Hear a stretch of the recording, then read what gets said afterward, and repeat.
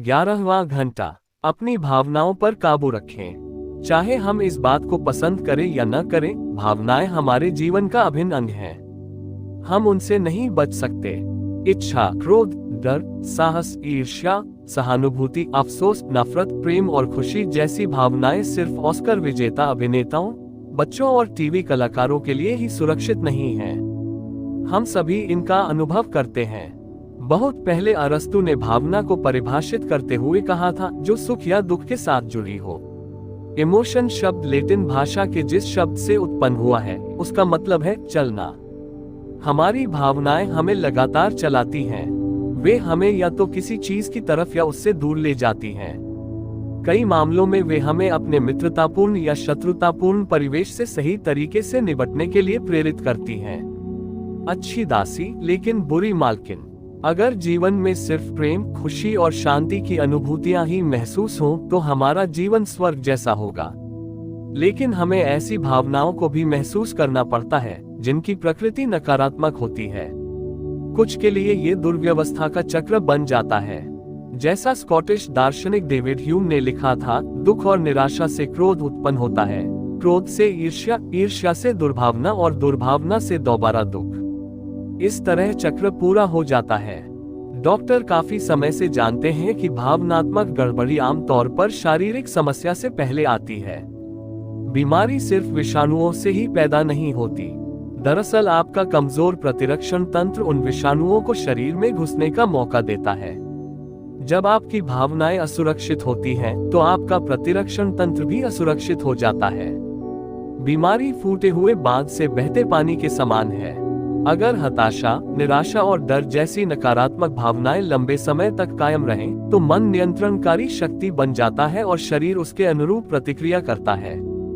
जैसा Roger Lestrange ने लिखा था, हमारी प्रबल भावनाओं के साथ भी आग और पानी वाली बात लागू होती है। वे अच्छी दासी लेकिन बुरी मालकिन है। उद्धरण चिन्ह, हमारी बुनियादी आवश्यकताएं। मशहूर मनोवैज्ञानिक अब्राहम मास्लो के अनुसार हमारा व्यवहार दरअसल 5 बुनियादी आवश्यकताओं की प्रतिक्रिया है। उन्होंने इन आवश्यकताओं को निचले क्रम से उच्चतर क्रम में व्यवस्थित किया है। उन्होंने कहा है कि जब तक हमारी निचली आवश्यकताएं पूरी न हो जाएं, तब तक हम उच्चतर आवश्यकताओं को संतुष्ट करने के लिए स्वतंत्र नहीं हो सकते। 1. शारीरिक आवश्यकताएं, भोजन, पानी, हवा।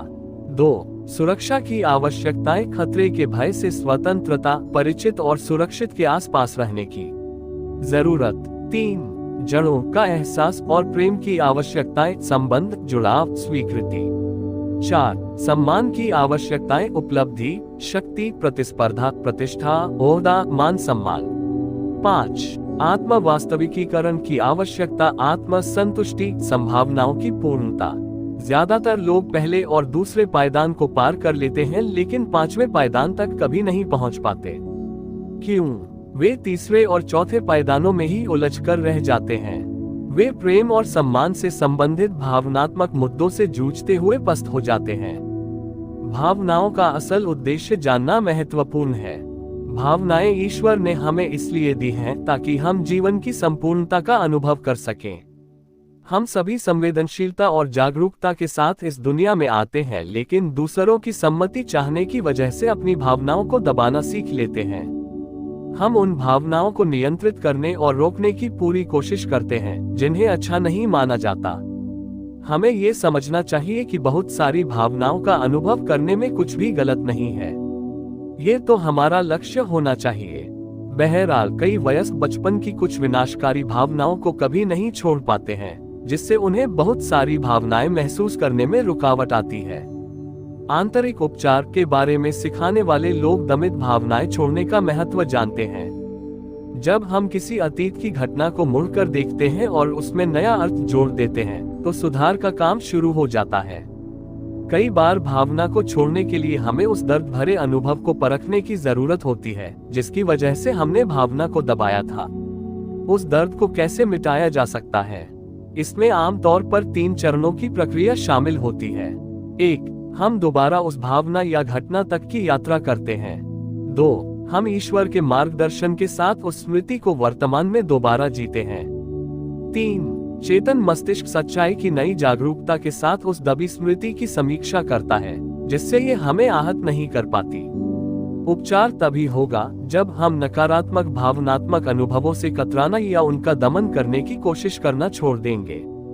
जैसा कार्ल युंग ने कहा था, जो इंसान अपने मनोवेगों के नर्क से नहीं गुजरा वह उससे कभी नहीं उबर पाता। जिम्मेदार कौन है? ये याद रखना महत्वपूर्ण है कि अपने कामों और प्रतिक्रियाओं के लिए हम खुद जिम्मेदार हैं। कई लोगों के लिए जिंदगी की सबसे विध्वंसक भावना 4 अक्षरों वाला शब्द है, नफरत। ऐसा लगता है जैसे किसी खास व्यक्ति के बारे में सोचने भर से ही नकारात्मक भावनाएं पैदा होने लगती हो। हमें ये सवाल पूछने की जरूरत है, समस्या की वास्तविक जड़ क्या है?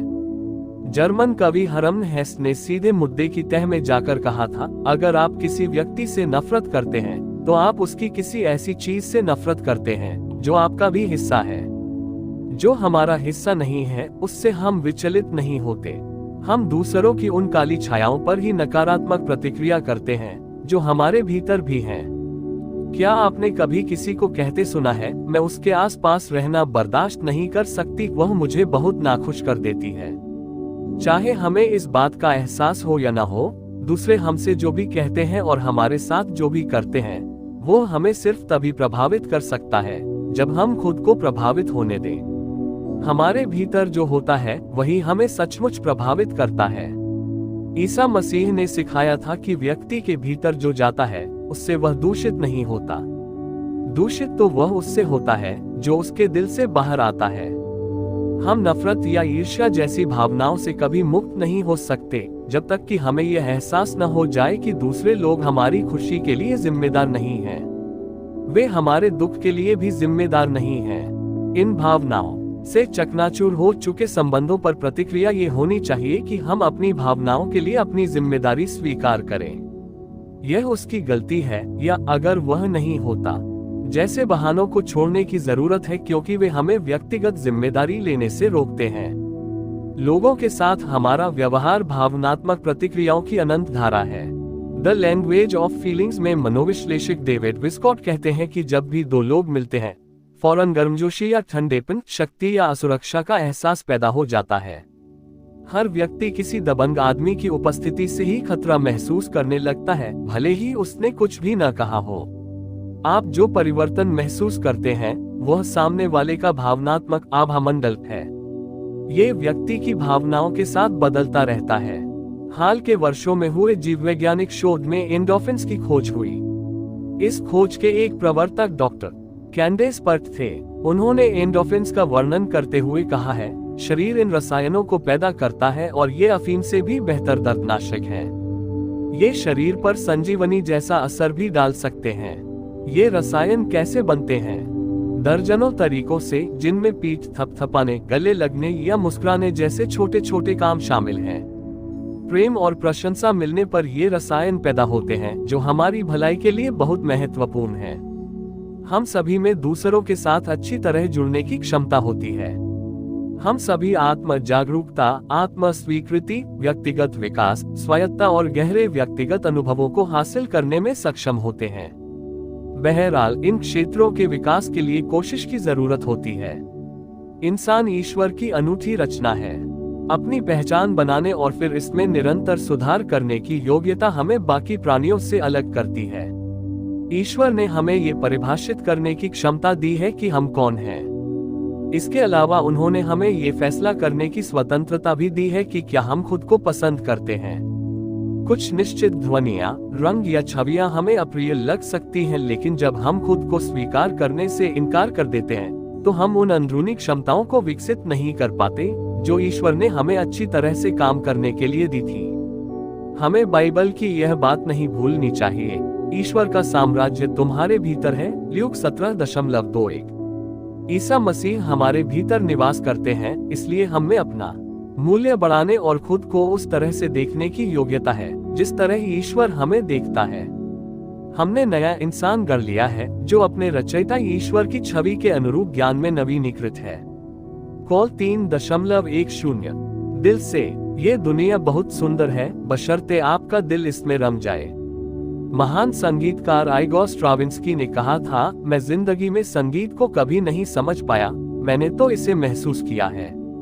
उद्धरण चिन्ह। शिक्षा में विचार और भावना में हमेशा स्पष्ट अंतर किया जाता है। संज्ञानात्मक क्षेत्र कॉग्निटिव डोमेन में हमारा मस्तिष्क शामिल होता है। हमारा क्या मतलब है, हम कैसे समझते हैं, हम इसका विश्लेषण कैसे करते हैं, हम इसे कैसे लागू करते हैं। लेकिन एक और दुनिया भी है जिसे भावात्मक क्षेत्र अफेक्टिव डोमेन के रूप में जाना जाता है, जिसमें हमारा हृदय शामिल होता है। आप किसी चीज के बारे में कैसा महसूस करते हैं, आपकी भावनाएं क्या हैं, आपको कैसा एहसास हुआ। जी के चेस्टरटन इसे इस तरह से कहते हैं, आंख से दिल तक एक ऐसी राह है जो बुद्धि से होकर नहीं गुजरती है। अगर आपका संकल्प संज्ञानात्मक स्तर पर ही रुक जाए तो आपको कभी जिंदगी में सार्थक परिवर्तन का अनुभव ही नहीं होगा। इस स्थिति में इकलौता लाभ ये होगा कि आप में लोगों के सामने मूलभूत बातें स्पष्ट करने की योग्यता होगी। कॉस्मेटिक सर्जरी के जाल में फंसने के बजाय हमें इस आधार पर निर्णय लेना चाहिए कि भीतर होने वाली चीज ही महत्वपूर्ण है। जॉर्ज बर्नार्ड शॉ सही नहीं बल्कि गहरी बात कर रहे थे जब उन्होंने कहा था, खुद को साफ और चमकदार बनाए रखें, आप ही वह खिड़की हैं जिससे आप दुनिया को देखेंगे। आपने यह बात सुनी होगी, इंसान जैसा सोचता है वैसा ही होता है। लेकिन सच इतना ही नहीं है, आपको 3 खोए शब्द जोड़ने की जरूरत है। इंसान जैसा अपने दिल में सोचता है वैसा ही होता है। कहाँ? उसके दिल में। आपकी भाषा भी आपके वास्तविक स्वरूप का आईना है। जो दिल में भरा होता है वही मुंह से निकलता है। अच्छे विचार सोचने और चतुराई भरे शब्द बोलने से ही कायाकल्प नहीं होगा। आपका सच्चा चरित्र तो भीतर है। जिम्मेदारी लेना 20 साल से ज्यादा समय से फ्रेड ब्रिग्स के व्यवहार का एक स्याह पहलू था।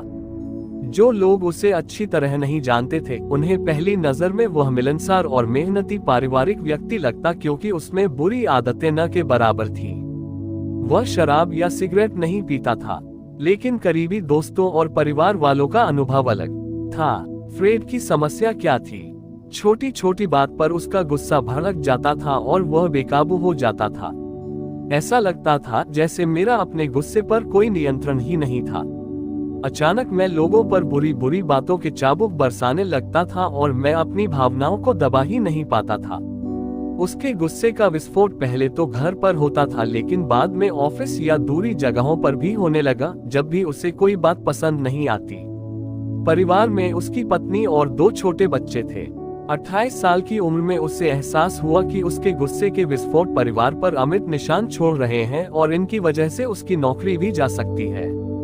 फ्रेड ने इस बारे में कुछ करने का फैसला किया। एक सुबह मैं जल्दी उठा और आईने में खुद को देखकर बोला, फ्रेड, तुम कभी कभी कभी अपना आपा नहीं खोओगे।